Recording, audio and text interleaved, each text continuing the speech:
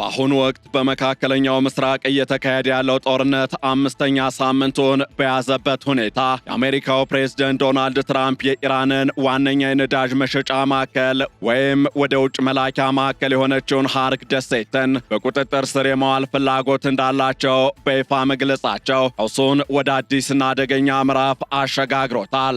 ይህ የፕሬዝደንቱ ዕቅድ በአሜሪካ የሀገር ውስጥ ፖለቲካ፣ በዓለም አቀፍ የነዳጅ ገበያና በቀጠናው የጸጥታ ሁኔታ ላይ ከፍተኛ ስጋትን ፈጥሯል። ፕሬዝደንቱ ከፋይናንሻል ታይምስ ጋር ባደረጉት ቃለ ምልልስ የኢራንን ነዳጅ መውሰድ ምርጫ ነው ያሉትን ሐሳብ በማንሳት ይህ እርምጃ ኢራንን ለአሜሪካ የሰላም ጥሪ እንድትገዛ ለማድረግ እንደ ትልቅ የማስገደጃ መሳሪያ እንደሚጠቀሙበት ተጠቁሟል። ሆኖም ይህ ወታደራዊ ዕቅድ ከዲፕሎማሲያዊ ጥረቶች ጋር አብሮ እየተጓዘ መሆኑ የጉዳዩን ውስብስብነት አጉልቶ አሳይቷል። የአሜሪካው ፕሬዝደንት ዶናልድ ትራምፕ የኢራን ዋነኛ የነዳጅ መውጫ ማዕከል የሆነችውን የሃርክ ደሴትን የምድር ጦራቸውን በማሰማራት ለመቆጣጠርና ነዳጁን ለመውሰድ ያላቸውን ፍላጎት በይፋ መግለጻቸው በዓለም አቀፍ ደረጃ ከፍተኛ ስጋትንም መደናገጥንም ፈጥሯል። እናም በዕለቱ የዓለም አቀፍ ትንታኔ ዝግጅታችን በትራምፕ አስተዳደር የታቀደውን የሃርክ ደሴትን በቁጥጥር ስር የመዋል ሂደት፣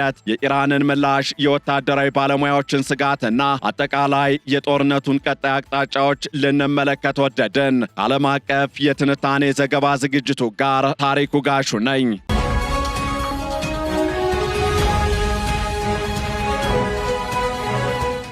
የመካከለኛው ምስራቅ ቀውስ በአምስተኛ ሳምንቱ ላይ በሚገኝበት በዚህ ወቅት የአሜሪካው ፕሬዝደንት ዶናልድ ትራምፕ የኢራንን ዋነኛ የነዳጅ መውጫ ወደብ የሆነችውን ሃርክ ደሴትን በኃይል የመቆጣጠርና የሀገሪቱን የነዳጅ ሀብት በቁጥጥር ስር የመዋል ፍላጎት እንዳላቸው በግልጽ መናገራቸው ቀጠናውን ወደ አዲስና አደገኛ የጦርነት ምዕራፍ እያሸጋገረው ነው። ፕሬዝደንቱ ከፋይናንሻል ታይምስ ጋር ባደረጉት ቆይታ ምናልባትም የሃርክ ደሴትን እንይዛለን፣ ምናልባትም ደሴቷን አንይዝም፣ ብዙ አማራጮች በእጃችን አሉ በማለት አስተያየታቸውን የሰጡ ሲሆን ይህ እርምጃ በቬኔዙዌላ እንደተከናወነው የነዳጅ ኢንዱስትሪውን ላልተወሰነ ጊዜ ለመቆጣጠር ያለመ እንደሆነም ጠቁመዋል። ይሁን እንጂ ይህ የፕሬዝደንቱ ዕቅድ በሀገር ውስጥ ካለው የኢኮኖሚ ጫናና የነዳጅ ዋጋ መናር እንዲሁም በወታደራዊ ባለሙያዎች ዘንድ ከሚሰነዘሩ ስጋቶች ጋር ተደራርቦ የትራምፕን አስተዳደር በትልቅ ፈተና ውስጥ ጥሎታል። በሌላ በኩል ደግሞ ኢራን በበኩሏ ማንኛውንም የምድር ወረራ ሙከራ በከባድ ያጸፋ እርምጃ እንደምትመልስና የቀጠናውን ሀገራት መሰረተ ልማቶችም ኢላማ እንደምታደርግ በማስጠንቀቅ ላይ ትገኛለች።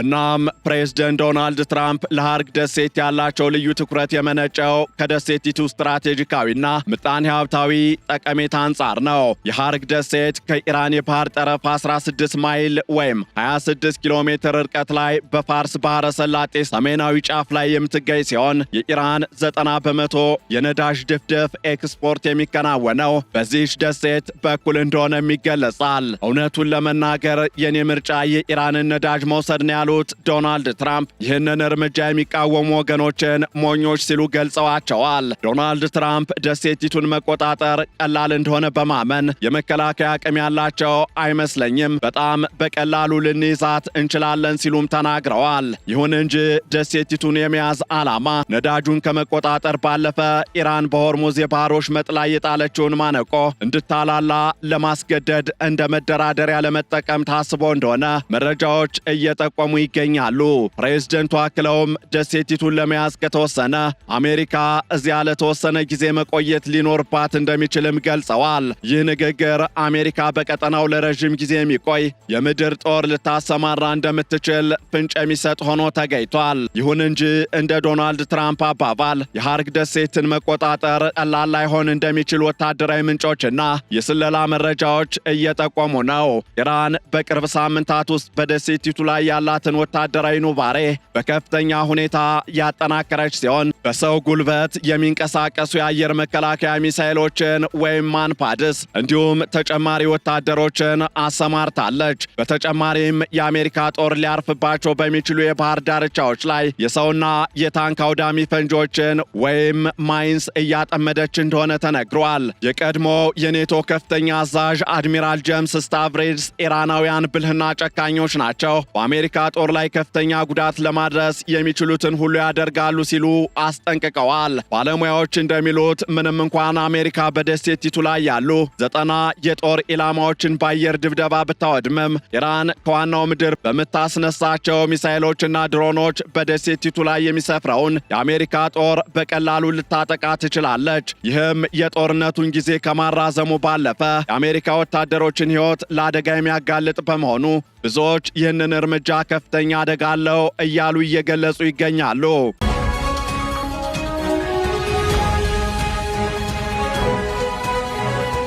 ከዚህ ባሻገርም የኢራን ምላሽ እጅግ ጠንካራና ተስፋፊ የሆነ መምጣቱ ሌላው የሚነሳ ጉዳይ ሆኖ ይገለጻል። የኢራን ፓርላማ አፈ ጉባኤ መሐመድ ባገር ቃሊባፍ ጠላት በይፋ የድርድር ምልክት እያሳየ በሚስጥር ግን የምድር ጥቃት እያሴረ ነው ሲሉ ወቅሰዋል። ቃሊባፍ አክለውም አሜሪካ ማንኛውንም የኢራን ደሴት ለመያዝ ከሞከረች ለዚህ ትብብር የሚያደርጉ የጎረቤት ሀገራት መሰረተ ልማቶች ያለምንም ገደብ የኢራን ጥቃት ሰለባ እንደሚሆኑ አስጠንቅቀዋል። ይህ ማስጠንቀቂያ በተግባር መታየት የጀመረ ሲሆን በቅርቡ በኩዌት የውሃና የኤሌክትሪክ ጣቢያ ላይ የደረሰው ጥቃት ለዚህ ማሳያ ተደርጎ ተወስዷል። በኩዌት በደረሰው በዚህ ጥቃትም የአንድ ህንዳዊ ዜጋ ሕይወት ማለፉ የተነገረ ሲሆን የቀጠናው ሀገራት የአሜሪካ የምድር ጦር እርምጃ ለእነርሱም የሚተርፍ የኢራን ቁጣን ይቀሰቅሳል የሚል ከፍተኛ ስጋት አድሮባቸዋል። የሐውቲ አማጽያንም ወደ እስራኤል ባለስቲክ ሚሳይሎችን በመተኮስ ጦርነቱን ይበልጥ እያወሳሰበው ይገኛል። ምንም እንኳን የጦርነት ዛቻው ቢበረታም ዶናልድ ትራምፕ ከኢራን ጋር በቀጥታና በተዘዋዋሪ እየተደራደሩ እንደሆነም ገልጸዋል። እንደ ፕሬዝደንቱ አባባል ኢራን በፓኪስታን አምባሳደሮች በኩል በሚደረገው ድርድር 20 የነዳጅ ጫኝ መርከቦች በሆርሙዝ የባህር ወሽመጥ በኩል እንዲያልፉ ፈቅዳለች። ይህንንም ዶናልድ ትራምፕ የአክብሮት ምልክት እንዲሁም ለዋይት ሃውስ የተሰጠ ስጦታ ሲሉ ጠርተውታል። በተለይም አፈ ጉባኤው ቃሊባፍ እነዚህ መርከቦች እንዲያልፉ ፈቃድ የሰጡ ሰው መሆናቸውን በመጥቀስ በኢራን የአመራር መዋቅር ውስጥ ያላቸውን ተጽዕኖም አጉልተው አሳይተዋል። ፕሬዝደንት ዶናልድ ትራምፕ አክለውም ኢራን አሜሪካ ላቀረበችው የ15 ነጥብ የተኩስ አቁም ዕቅድ አብዛኞቹን ነጥቦች ተቀብላለች ብለዋል። ሆኖም ግን ከኢራን ጋር ሁልጊዜ እንደራደራለን፣ ከዚያ ደግሞ መልሰን እንመታቸዋለን በማለት የተናገሩት ዶናልድ ትራምፕ የድርድሩን አስተማማኝነት ጥያቄ ውስጥ የሚጥል ሆኖ ተገኝቷል። ፕሬዝደንቱ እስከ አውሮፓውያኑ ኤፕሪል 6 ድረስ ኢራን የቀረበላትን ስምምነት ካልተቀበለች በነዳጅ ኢንዱስትሪዋ ላይ ከባድ ድብደባ እንደሚፈጸም የቀነ ገደብ ማስቀመጣቸውም ይታወሳል። ከዚህ ባሻገርም በአሜሪካ የሀገር ውስጥ ፖለቲካም ዶናልድ ትራምፕ ከፍተኛ ጫና እየደረሰባቸው ይገኛል። በዋሽንግተን ዲሲ፣ በሚኒያፖሊስና በካሊፎርኒያ በሚሊዮኖች የሚቆጠሩ ሰዎች ወደ አደባባይ በመውጣት ጦርነቱን ተቃውመዋል። የተቃውሞው ዋነኛ ምክንያትም ጦርነቱ በአሜሪካውያን የዕለት ተዕለት ኑሮ ላይ ያሳደረው ተጽዕኖ መሆኑ ይነሳል። የነዳጅ ዋጋ 1 ጋሎን $1 አካባቢ መጨመሩና የዓለም የነዳጅ ዋጋ በ50 በመቶ አድጎ ብሬንት ድፍድፍ ነዳጅ ወይም ብሬንት ክሩድ $116 መድረሱ ህዝቡን እያስቆጣም ነው። የቅርብ ጊዜ የህዝብ አስተያየት ጥናቶች እንደሚጠቁሙትም የፕሬዝደንቱ ተቀባይነት ወደ 30 በመቶ ዝቅ ብሏል። ብዙዎች የዚህ ጦርነት ማብቂያ ወይም ኢንድ ጌም ምንድነው የሚል ጥያቄ እያነሱም ነው። ፕሬዝደንት ዶናልድ ትራምፕ በጠዋት የመደራደር ማታ ደግሞ የመደብደብ ቃና ያለው ንግግር ማድረጋቸው በገበያው ላይ ጫና ለመፍጠር የታለመ ይሁን ወይም አሜሪካ ለዚህ ጦርነት ካለመዘጋጀቷ የመጣ ግራ መጋባት እንደሆነ ግልጽ እንዳልሆነ ተንታኞች እያነሱ ነው። በሌላ በኩል ደግሞ ዶናልድ ትራምፕ በኢራን የአመራር ለውጥ ወይም ሪጅም ቼንጅ ስለመኖሩም አስገራሚ አስተያየቶችን ሰጥተዋል። ከፍተኛ መሪው አያቶላህ አሊ ኻሜኔና ሌሎች ባለስልጣናት በጦርነቱ መጀመሪያ ላይ መገደላቸውን ተከትሎ አሁን በስልጣን ላይ ያሉ ሰዎች ፍጹም የተለዩና ፕሮፌሽናል ወይም በዘርፉ የተራቀቁ ባለሙያዎች እንደሆኑ ገልጸዋል። እንዲያውም አዲሱ መሪ ሞጅተባ ኻሜኔ ወይ ሞቷል ወይም በጣም በከፋ ሁኔታ ተጎድቷል ሲሉ ተናግረዋል። ምንም እንኳን ቴህራን መሪዋ ደህና መሆናቸውን ብታረጋግጥም ዶናልድ ትራምፕ ግን ከሱ ምንም አልሰማንም ጠፍቷል በማለት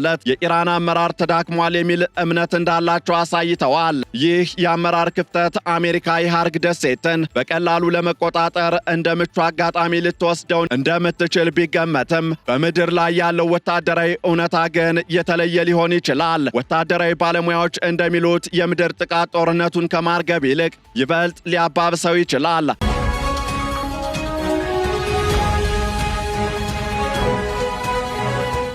አድሚራል ስታቭሬስ ሃርግ ደሴትን በወታደር ከመያዝ ይልቅ የባህር ላይ ከበባ ወይም ኦፍሾር ብሎኬድ ማድረግ የተሻለ አማራጭ እንደሆነ ይጠቁማሉ። ይህም የአሜሪካ ወታደሮች ሕይወት ሳይቀጠፍ የኢራንን ነዳጅ ኤክስፖርት ለማስቆም ይችላል።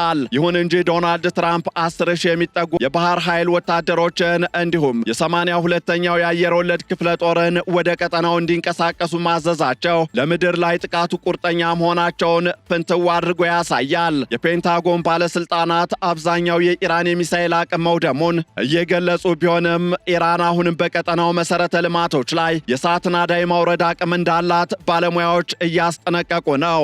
እናም የዶናልድ ትራምፕ አስተዳደር በኢራን ላይ እየተከተለ ያለው ከፍተኛ ጫና የመፍጠር ስትራቴጂ አሜሪካን ወደ አደገኛ የምድር ጦር እያስገባት ይገኛል። ሃርግ ደሴትን የመቆጣጠር እቅድ የኢራንን የምጣኔ ሀብት የጀርባ አጥንት ለመስበር ያለመ ቢሆንም የእርምጃው ወታደራዊና ምጣኔ ሀብታዊ ዋጋ ግን እጅግ ከፍተኛ ሊሆን እንደሚችል እየተገመተ ነው። በሀገር ውስጥ ያለ የፖለቲካ ጫና፣ የነዳጅ ዋጋ መናርና የኢራን ጠንካራ ያጸፋ ማስጠንቀቂያ ፕሬዝደንት ዶናልድ ትራምፕን በአጣብቂኝ ውስጥ ከቷቸዋል። ጦርነቱ በሚቀጥሉት ሳምንታት ወደ ተኩስ አቁም ያመራል ወይስ አሜሪካ የሃርግ ደሴትን በመያዝ ወደ ረዥምና ደም አፋሳሽ የምድር ጦርነት ትገባለች የሚለው ነጥብ የዓለም ስጋት ሆኖ ቀጥሏል። ፕሬዝደንት ዶናልድ ትራምፕ እንዳሉት ስምምነቱ በፍጥነት ሊደረግ ይችላል ወይም ደግሞ የቀሩትን 3000 የኢራን ኢላማዎች መምታት ሊቀጥሉ ይችላሉ።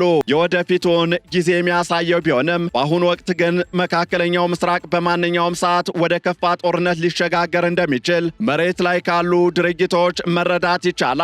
የቀጠናው ሀገራትና የዓለም ማህበረሰብም ጦርነቱ በድርድር እንዲቆም ቢፈልጉም የዶናልድ ትራምፕ የኢራንን ነዳጅ የመውሰድ ፍላጎት ግን የሰላሙን ተስፋ እያደበዘዘው ይገኛል። እናም የዶናልድ ትራምፕ የሃርግ ደሴትን የመቆጣጠርና የኢራንን ነዳጅ የመያዝ ፍላጎት ጦርነቱን ለማሸነፍ ካላቸው ጽኑ ፍላጎት የሚመነጭ ቢሆንም በተግባር ግን እጅግ አደገኛና ውስብስብ መሆኑ አይቀሬ ይመስላል። ፕሬዝደንቱ የሃርግ ደሴትን በጣም በቀላሉ ልንወስዳት እንችላለን ቢሉም የኢራን ወታደራዊ ዝግጅትና የቀጠናው አጋሮች ስጋት ሌላ ታሪክ ይናገራሉ። በሀገር ውስጥ ያለው የህዝብ ተቃውሞና የነዳጅ ዋጋ መናር ትራምፕን ወደ ድርድር እንዲያዘነብሉ ሊያስገድዳቸው ቢችልም ወታደራዊ አማራጭን ግን እንደ ዋነኛ ማስገደጃነት መጠቀማቸውን ይቀጥላሉ።